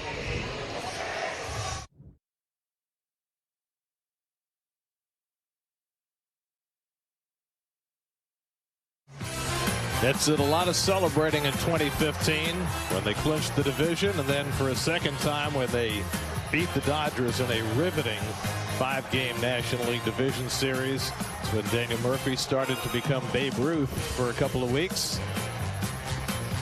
Hit the home run early in that game, and then had the stolen base later in the game. The ball club gives me chills. My nervous system's activated right now. Like, just watch him. So, I mean, Like I met Yuri's Familia when he's 16 years old, and Ruben as well too, and we all come Lagares, and then David was already there leading, and bring in Michael Kadire, Wilmer Flores. Just I came up with all those guys. I love those guys. I got a chance to see Ruben in Long Island this year, and it was a joy to see him again. Tyler Colway is up for the first time. How often do you reflect on that postseason? I mean, you did something that nobody had ever done before. You homered in 6 straight postseason games. Does that ever give you pause? Do you think about that often? Do people bring it up? I'm sure often, and make you think about it as Colway lifts one to right. Gilbert tags at third, and he'll come in easily as the throw goes to second, and the Mets have their 4th run home in the inning to make it 7-1. Yeah, I would say that the most of the times that I end up thinking about it is someone asks, and it kind of puts me back in that situation, and I really end up thinking about the guys, like, you know, celebrating with David. We get Cespedes at the deadline. Jake throws that game 5, and he's on the ropes the whole way, and then Noah comes in behind him. As far as like the home runs, the best way I describe is my eyes said to do something, and my body decided to listen for about 2 weeks. And fortunately, runs are more at a premium in the postseason, and you know, we were able to get some early and get up on the Dodgers and then the Cubs as well too. But it's not only the home runs. To me, one of the joys of my life was doing that postseason. Little cue shot down to third, and that's not going to be even close to an out. What I remember is just the quality of the pitchers you hit those home runs against. Something I'll remember the rest of my life. Greinke, Kershaw twice, Arrieta, Lester. I mean, it's crazy. Yeah, Hendricks. The one that let me know I think this is really unique, not that it wasn't hitting the home run off of Clayton twice, was the one against Johnny Lester in game 1, because I didn't feel like I was in the best position necessarily when I made contact, but I got a reward and it went out of the ballpark, and at that point I thought, I may be seeing the ball pretty well right now. I might be able to score somebody from first. Now, you had revamped your swing at some point. Was it before that season, during that season, that you really took to heart what Kevin Long was teaching you? During in the middle of that season, starting in spring training, but some of the kind of adjustments were able to, I think, really glean fruit from them in the middle of the season. And really what Six, Pat Rosser, and K-Long were able to do, I think, was just explain to me where I'm dangerous, most dangerous, which was right center field. And then they also, I thought, explained to me in a positive way that you're accurate. If you swing at bad balls with accuracy, you're going to be out. If you swing at good balls and you're accurate, then we might as well just swing as hard as we can and see if we can go touch second base. For our fans at home, when you say accurate, you make contact. You're a contact guy. Yeah. So when you watch Jeff McNeil, what do you see compared to what you were as a hitter? Well, I mean, probably more elite accuracy than me, because he is.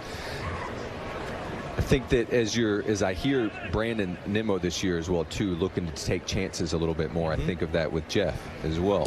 Like, leverage the count in your favor and pick your chances, your shots, and when you want to go and try to hit a double. Mets put together a 4-run 7th. Drew Gilbert with the big hit. It's 7-1 after 7.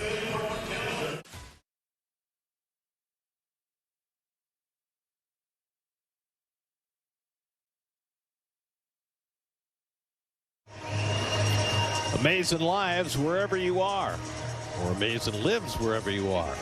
Either way, you got your amazing life, and you're living it. That's amazing lives wherever you are. Don't miss a single moment with the SNY app. Scan the code and download today. English, it's a weird language. Yeah, you got in the middle of that one and kind of thought the context clues sent you in a different direction.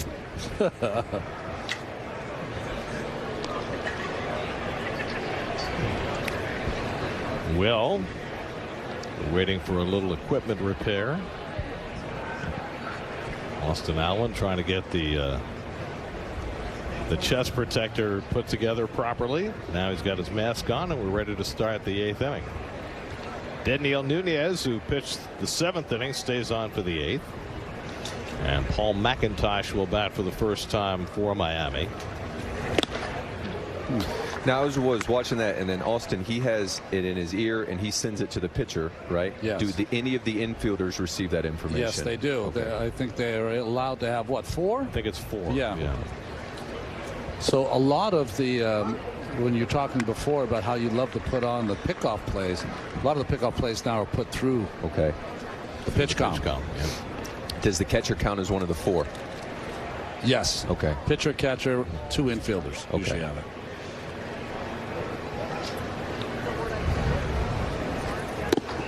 And there's strike 3 called. Nailed him with the slider.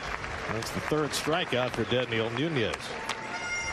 When I played second, if there was a left-handed hitter up, if I saw curveball, I'd give a little something to do to the 2-1 over there, just to let them know you might participate in this next one. Heads up. up. A better chance. Jeremiah Jackson stayed in at shortstop for the Mets. Carlos Cortez is now playing left field. Jacob Amaya up for the 2nd time for the Marlins. Struck out his 1st time. Marlins have just a run on 5 hits. Their run came on a Tristan Gray home run against Jorge Lopez in the 3rd. The rest of the Mets pitching has been impeccable. 2 innings for Adrian Hauser, an inning apiece for Michael Tonkin, Yaxel Rios, and Nate Lavender. And now Daniel Nunez working on a 2nd inning of relief.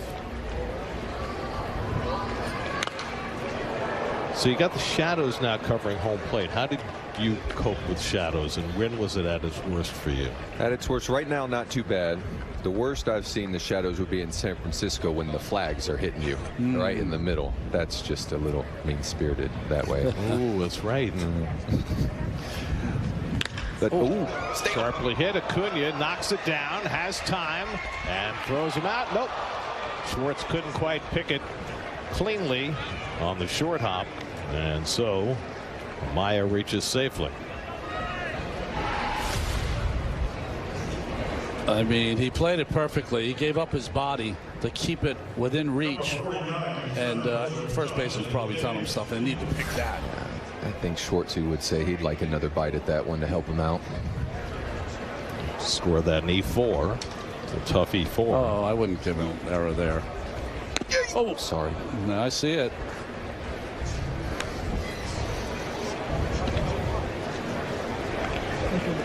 Now, is that the sound you would have? Is that the sound you would have made if you were in the box and that pitch was coming head high? That's my G-rated sound that I would make. There's different versions of it. It goes all the way up to R, certainly. If it went a little higher, it almost was a Wilmer Flores ball coming in close. He had that higher pitched one.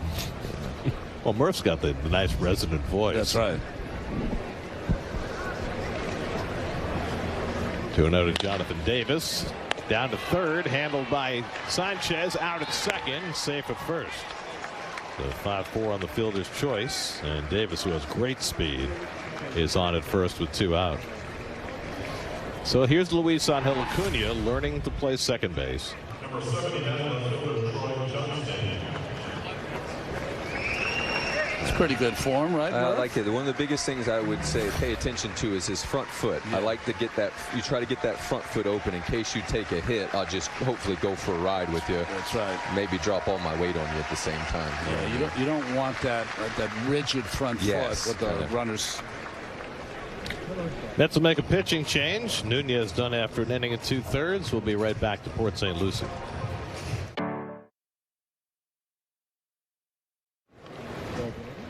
So one of the things when I got to second that I wanted to ensure was to try to protect myself. And as his front foot opens right here, if he takes a hit right there from the runner, he can protect himself and kind of roll over him. That one right there, it was a little closer at second base. So as he gets more comfortable there and gets more time, he can drop down and try to run one right up that runner's belly button, basically. How much has the new rule at second base affected the game in your view, and how much would it have changed your play at second base? I think that it gives you the ability to kind of just stay there for a bit longer because they're not going to hit you, and then you can use the base now as well, like he did to protect him as he went into the base, whereas you used to have to get out of there 3-4 feet. That's pulled to the hole by Troy Johnston, and he's got a base hit. Davis will stop at second, And so the Marlins have a couple of men on. Daniel Juarez is now pitching for the Mets. Juarez, who had a terrific run last year at Brooklyn, pitched to an 0.57 ERA and earned a promotion to Binghamton, where he fared pretty well also. He's 23 years old. Who helped you the most? Sorry, Gary. Who helped you the most in your mechanics at second base and turning the double play? I'm trying to think who a Tough. Yeah, Okay. it's Tough. Sure. Yeah, Tough was the one out there always. He drew the short straw. Yeah. But Tim played that, you know, the thing now as you say that, Tim played the position as a bigger person as well, too. That's right. And Tim actually encouraged me to get a bigger glove. I wish I would have listened because he really wanted to get it in his palm so he could feel it. And I didn't ever feel as comfortable doing that. Well, they always tell second basemen to use the smaller glove, but I was talking to Ryland Bannon today, who's a third baseman who's playing second. He said, I use the same glove at third that I use at second, which I thought was interesting. I tried a smaller glove one year, and just for a bit, and then I ended up settling on probably an 11 3/4, but I don't think it would have been bad to even go maybe to a 12. I think I remember Tim saying that he used a 12.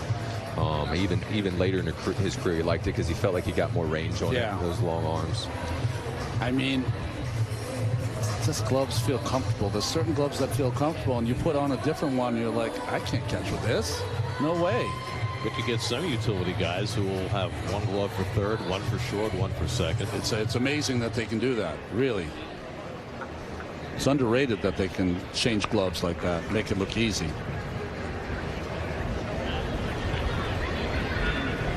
Jacob Berry up for the second time. Struck out his first time up.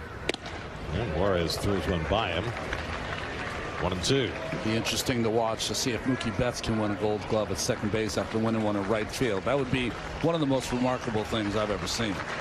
His defense is so impressive to be able to move like that. It's such a weapon. Fly ball out to right, chasing Colway back. He's there to make the catch. Wind knocked that ball down a little bit. And that gets Suarez through the top of the eighth. 7-1 New York.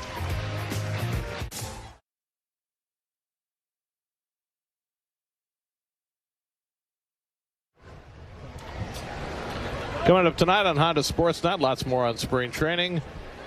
And the Knicks, I think that was a football note at the bottom. It's February, late February. Super Bowl's been over for a few weeks, but it's always football season. Kyle Tyler on the mound for Miami. Carlos Cortez, the batter, flies one out to left. And that's the first out in the bottom of the eighth. SNY Play Ball presented by Toyota is back, looking to support local youth baseball and softball leagues. If you know a league in need, apply today at sny.tv/playball. There's the view from the berm, where much sunscreen is needed today. Jeremiah Jackson batting for the first time. Came on as a pinch runner and scored a run. He's got some stock, huh? 22 homers last year. Spent his season between the Angels AA team at Rocket City. Rocket City. And the Mets AA team at Binghamton.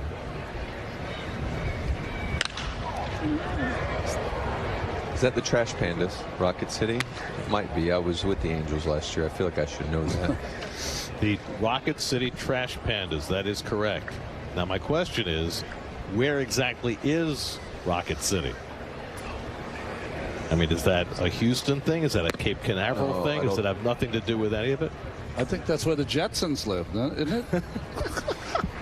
Well, on a cheat, it's in Alabama. I would have said in the South. I just got the cheat. Is that right? Yeah, it's in Alabama. Well, it's in the Southern League, right? It's the Northern Division of the Southern League. Swinging a miss at a high fastball, and so Kyle Tyler strikes out Jeremiah Jackson for the second out. They might have faced each other, by the way, in the Southern League last year. Tyler pitched at Arkansas, AA in the Seattle organization. He has had a handful of big league games, 5 games with the Angels in 21, 2 games with the Padres in 22. Kyle Tyler, which is not the easiest name to say, I just want to point out. Here's Yolmer Sanchez, who had a base hit his first time up, and he takes a strike. that double YL sound. That's right. This young man straight over the top. Talk about tunneling is his strength. He's trying to throw that fastball up in his zone and a curveball right out of it. Like Josh Colementer coming over the top. Yes, it's got that cut shape to it, kind of. Yes.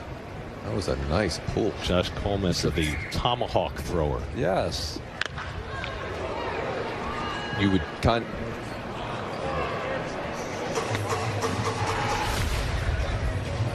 straight over the top.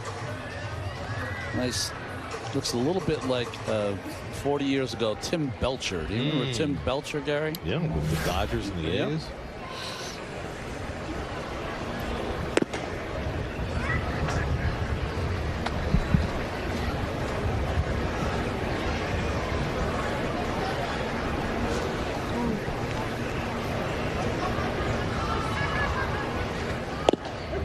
And there's strike 3 calls, so Sanchez is caught looking. Tyler with a couple of strikeouts in the bottom of the 8th.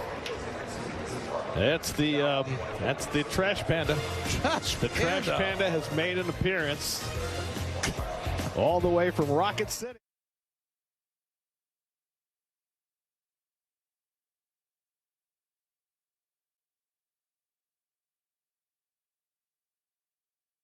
Or visit your local Honda dealer today. 9th inning, Mets trying to secure their 3rd straight win in spring training. Daniel Juarez, who got the final out in the 8th, stays on for the 9th, facing Brock Brandenburg, who had a base hit in his only at bat. And he fouls back a high fastball, and it's 0-2. Well, today, the Mets got their first look at Adrian Hauser. He threw a couple of scoreless innings. They got a home run from Ji-Man Choi. Big hit by Drew Gilbert. Alex Ramirez with an opposite field double to drive in a run. Lots of good things. Swing and a miss, and down on strikes is Brandenburg for the first out of the 9th. Some real good pitching all the way around. High fastball. Go sit down. Let's not forget the defense of Jose Iglesias, which is how we rung this game in back in the 1st inning. And probably the highlight of the day, the SNY debut of Daniel Murphy. That's right. Maiden voyage. A+, my friend. Well, thank you guys for treating me so graciously in your house. I appreciate it. Rookie of the day. Right. But you know what? You get to build on it tomorrow. You know, they give out the John J. Murphy Award for the best rookie in spring training. Say right now. What number am I wearing in here right now? 86, 80. Whatever it takes, right? Were you nervous today? Yes. Oh yeah. But hopefully, anxiety and fear is an opportunity for bravery. But yeah. Nervous is good. Nervous is good. Pressure is a privilege. Right? Well, I would say in terms of your number, you know, the manager has your number now. As well he should. Carlos is wearing 28. Nice to have a manager where you can actually see what number he's wearing. Oh, that's right. Hit to the right side and through for a base hit for Berry. So Berry is 2 for 2 off the bench. Number 50, shortstop Jose Devers. Tomorrow it's the Mets and the Cardinals. Right here on SNY.